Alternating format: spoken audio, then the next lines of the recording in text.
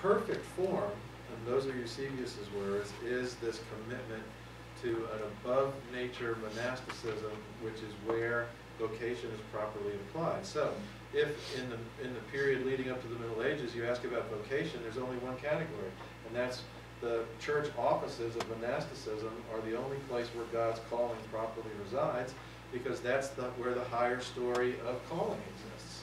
Everything else is second story. So if Eusebius is I think 4th or 5th century, I don't want to make a big mistake, but that leads into the sense that vocation, God's calling, only lends itself to the practice of monastic order. Well, if you like Cadfile or things like that, that works out fine. But the phase that actually begins to open up for us is Luther's reaction to that, where Luther says, that's crazy. We don't believe in that.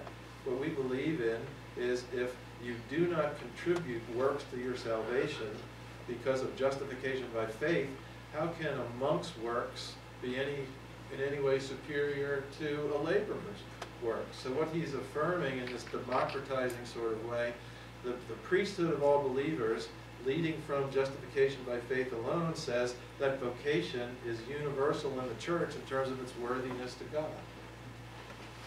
Well, if you're a sacerdotalist and you believe in sort of the earlier scheme where only the priestly works are godly, that doesn't flow from Luther's broad sense of election and the priesthood of all believers. So it's Luther coming in at the start of the Reformation who lays the ground for much of Protestantism in talking about the fact that vocation is universal in the church. The ditch digger who does it to the glory of God and the priest who offers sacrifices each have equal standing from the standpoint of exercising their vocation to the glory of God. Why? Because it flows from the fact that there can be no works, no physical works of merit that have lent to the justification that is only theirs by faith. Therefore, they've democratized and leveled out the ground where only the sacerdotalists worked. So you could say that Luther didn't eliminate priests. What he did was he eliminated the laity. That's an important difference. Luther eliminates the laity by saying the priesthood of all believers and justification by faith leads me to believe that everyone has this universal vocation that they exercise. Calvin did it a little bit differently. Calvin paid more attention to what you might call structural work of redeeming the culture. Many of you may be familiar with the creation, fall, redemption, restoration model. That is more Calvin saying that the work of redemption in the present age is partly the reforming of the structural institutions of the culture that define cultural values. So Luther was more individualized in terms of all work, all vocation being equal. Calvin takes it in a sense and is more systematized and says that part of the work that the believers do as priests is to reform the structures of culture, the institutions of culture. So Calvin sends the elders of the Genevan church out to inspect the sewers to make sure that the sewers are working properly, because properly working sewers are systems that glorify God. I don't know if the elders knew that was one of the qualifications. And I can imagine it wasn't a very pleasant job to go through a Genevan sewer. But Calvin extends that to the point where what you might call a cultural Calvinism, or this notion of engagement with the culture from a biblical perspective, impacts all of the breadth of work or vocation that a believer may execute. Now, partly what Charlie was referring to is as present-day evangelicals, we would have accepted that, except we're still coming out of this gigantic hangover called fundamentalism, where fundamentalism, which is a gigantic hangover, and we're still not completely, we haven't had enough bottles of Advil yet to actually get away from this. What fundamentalism did in the beginning of the 1880s and 1890s is we are not going to enter into a debate with modernism. We're losing in the academic world because the triumph of Darwinism and historicism has meant we've lost confidence in Old Testament narratives. We're not willing to fight biblical authority. So instead of being on the field to fight the contest with modernity, we're going to build up walls enough to keep sin outside and we'll stay inside, and we'll hold hands. We can do that if you want to. We're going to hold hands, and we're going to sing about crossing over the river at the Beulah Land. Well, there's nothing about cultural engagement in that sort of separatism that defined fundamentalism. Were there aspects of what they did that were fine? Yes.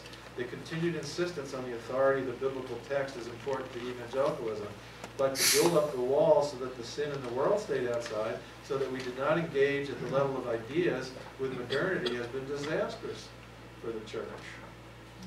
Because what it meant is the world literally went to hell in a handbasket, not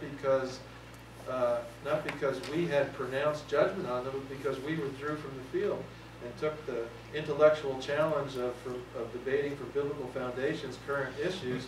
We're the ones who left.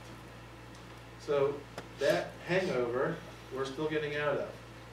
Does anyone want to guess what the largest, what the moment that we began to come out of the hangover was? What was the issue in 1970? Abortion. Right. Abortion finally was such a hideous moral crime. We still have partial birth abortion affirmed by members of the U.S. Senate. Was such a moral crime that all our wonderful suburban churches, where we felt good about being with each other, all of a sudden needed to be seats of some measure of political activism to deal with this crisis of unlimited abortion, in effect, as part of the United States culture. So it was really abortion that fortunately brought us out of the hangover. But as I grew up in a Baptist church in Merrick, New York, where I knew that unless I was a missionary, like I met on Wednesday nights at 7 o'clock with casseroles, I was not ever going to be a spiritual person, because I probably didn't think I was going to be a missionary. My father didn't want to be a missionary because he thought if he did, he would have to give his boat away. And we lived on Long Island Sound. He loved his boat. He saw that God is sort of like, well, you've got to do. Where is he? He's back in the monastic era, where he thinks serving God is poverty and chastity. Fortunately, I was already born, so there wasn't an issue. But he thought, if I commit to poverty and chastity in a way of being a missionary, I guess I have to give up my boat. So I'm going to kind of. So all he did was run Brooklyn for New York Telephone. Insignificant in terms of his spirituality. So what I think, Charlie, we're recovering is that was always an artificial distinction between the secular and the sacred. It was prompted not by a biblical foundation, but by our lack of confidence in biblical authority and withdrawing from the debates of women. How do we get past that sort of double-mindedness, where how do we begin to recognize the spiritual dimension or importance of what we're so used to thinking of? How do we begin to break down that distinction in our own lives? Well, I think part of it is two ideas about community, about what that means. Because part of Luther's view of all Christians having a vocation was that you could then use your liberty to choose vocation in order to serve other people. So it was a willing bondage that flowed from your liberty. We all know Luther stands for, in essence, the liberty of the gospel in terms of individual choices. But the idea for Luther was vocation ended up being the way you exercised your liberty was to make a choice to serve the larger community. So I think one element of vocation that's been vitally important ever since Luther's correction of the medieval model is that it fundamentally is not about an individual sense of satisfaction. It's ultimately about service to a larger group that's a community. In the Old Testament, there are two senses in which the word vocation or calling is used. One is summoning, God calling someone to his presence. Another is election, where Israel is called as a unique people to certain standards of righteousness because they're honoring their Creator. Well, I think there's a sense in which we need to learn that both of those are what vocation is about. There is a sense of summoning, and there's a sense of selection. Both of those work. So let's say part of the answer is community, from the standpoint of vocation, has always been intended not to be about individual satisfaction, but service to the community of the church. In the same way that election, brings us into the presence of Christ. At the same time, it brings us into the presence of his people, the church.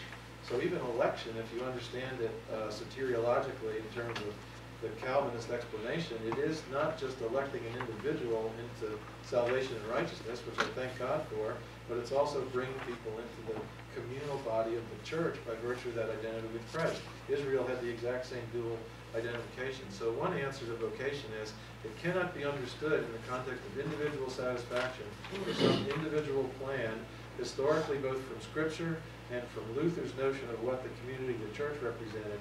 The selection or the sense of stepping into vocation has always been a communitarian principle. So that's one thing. The other thing is, what's the model for community that we actually most believe in? Anybody want to guess? It starts with a big T. Trinity.